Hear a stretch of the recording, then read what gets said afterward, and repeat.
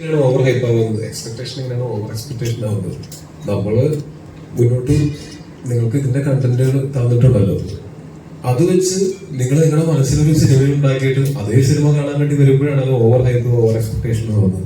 അങ്ങനെയൊന്നും അല്ലാതെ ഈ ഒരു സിനിമ എങ്ങനെയാണെന്ന് കണ്ടു നോക്കാം എന്ന് തുറന്ന മനസ്സോടെ വന്ന് കാണാൻ വേണ്ടിയിട്ടാണ് നമ്മൾ എനിക്കിടയ്ക്ക് വീണ്ടും ഇങ്ങനെ പറയുന്നത്. ഓഡിയൻസ് നിങ്ങളുടെ അഭിപ്രായമാണ് പറയാൻ പറ്റും. ഓഡിയന്റ് മലയാള സിനിമ ഇച്ചിരൂടെ മറ്റു ഭാഷകൾ അംഗീകരിക്കപ്പെടുന്ന പോലെ തന്നെ മലയാള സിനിമകളും ഇച്ചിരൂടെ അംഗീകരിക്കപ്പെടുമെന്ന് ചോദിച്ചത്. അംഗീകരിക്കപ്പെടുമെന്നല്ലേ പറഞ്ഞത്? ആരാണ് അംഗീകരിക്കപ്പെടുന്നത്? ഇച്ചിരൂടെ തിയേറ്ററുകളിലായാലും ഇപ്പൊ ഒരു സിനിമ ഓടുന്ന ഒരാഴ്ച, രണ്ടാഴ്ച അല്ലെങ്കിൽ 4 ആഴ്ചകൾ ഓടിക്കൊടുന്ന തിയേറ്ററുണ്ട്. ഒരു ഒരു തെലുങ്കോ അല്ലെങ്കിൽ കന്നഡയോ ഒരു സിനിമ ഇറങ്ങുവാണെങ്കിൽ നല്ല സിനിമ ആയിരിക്കാം, പക്ഷെ അത് ഇച്ചിരൂടെ തിയേറ്റർ പറഞ്ഞ കൂടുമ്പോൾ ആളുകൾ അതിനായിരിക്കും കുറച്ചുകൂടെ കോൺസെൻട്രേറ്റ് ചെയ്യുന്നത്. ഇപ്പുറത്തൊരു മലയാള പടമാണെങ്കിൽ ഞങ്ങളുടെ സിനിമകൾ പരമാവധി അപൂർവമായിട്ട് ചെയ്യുന്നുണ്ട്. അത് എല്ലാ സിനിമയും ഒരുപോലെ നന്നാവും എന്നൊരു ഉറപ്പ് ഞാൻ പറയുന്നില്ല, പക്ഷെ എല്ലാ സിനിമയുടെ പിന്നിലും അതേ എഫേർട്ടുണ്ട്. ഇവിടെ വിജയിക്കുന്ന സിനിമകളുടെയും പരാജയപ്പെടുന്ന സിനിമകളുടെയും ഒക്കെ പിന്നിലും അതേ എഫേർട്ടുണ്ട്. ഒരാളെയും ദ്രോഹിക്കാനോ ബുദ്ധിമുട്ടിക്കാനോ വേണ്ടിയിട്ടല്ല ഞങ്ങൾ സിനിമ ചെയ്യുന്നത്.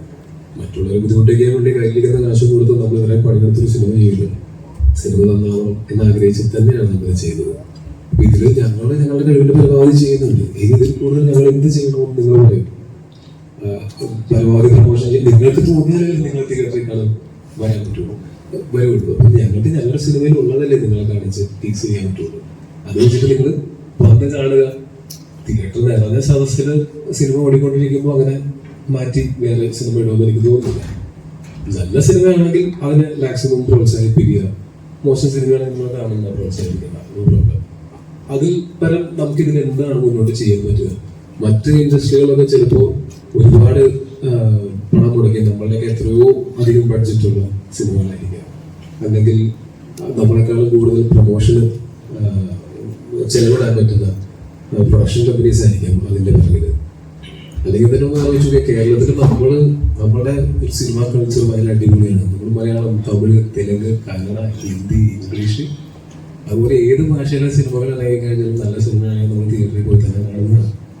അപ്പോൾ ഞങ്ങളുടെ കോമ്പറ്റീഷൻ അതനുസരിച്ച് ഭയങ്കര കൂടുതലാണ്. മറ്റു പല നാടുകളിലും അവരുടെ റീജിയണൽ ലാംഗ്വേജ് സിനിമയ്ക്ക് ഇത്ര കോമ്പറ്റീഷൻ ഇല്ല.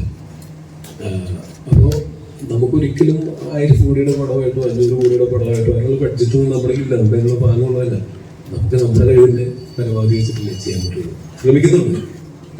ഇതിനേക്കാൾ മെച്ചപ്പെട്ട അവസ്ഥയിലേക്ക് മലയാള സിനിമ വരിക തന്നെ ചെയ്യും. ഇപ്പോഴും മലയാള സിനിമയുടെ അങ്ങനെ കണ്ടന്റ് ബേസ്ഡ് സിനിമകൾ കുറവാണെന്നോ മലയാള സിനിമയ്ക്ക് എല്ലാത്തിനും ക്വാളിറ്റി ഇല്ലെന്നൊന്നും ഞാൻ പറയില്ല.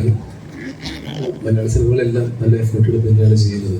ബാക്കിയുള്ളവർ ഒരു ദിവസം 10 മണിക്കൂർ വർക്ക് ചെയ്യുന്നുണ്ടെങ്കിൽ നമ്മൾ ചിലപ്പോൾ 15-20 മണിക്കൂർ വർക്ക് ചെയ്യുന്നുണ്ട്. എന്നുവെച്ചാൽ അത്രയും എഫേർട്ട് എടുത്താലേ നമുക്ക് ഇവരൊക്കെ ആയിട്ട് കോമ്പീറ്റ് ചെയ്യാൻ പറ്റും.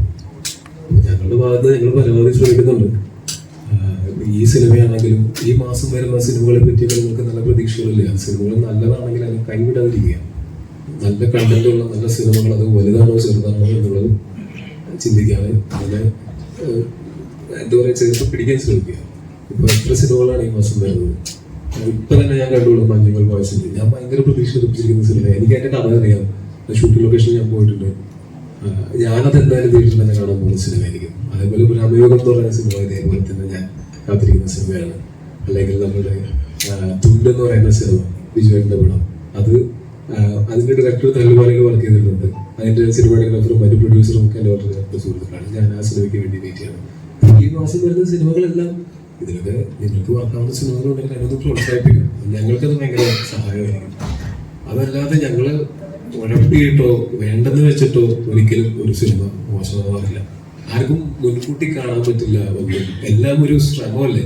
ആ ശ്രമം വിജയിച്ചാൽ അടിപൊളി, പരാജയപ്പെട്ടാൽ അടുത്ത പരിപാടിയായിട്ട് വീണ്ടും വരണം.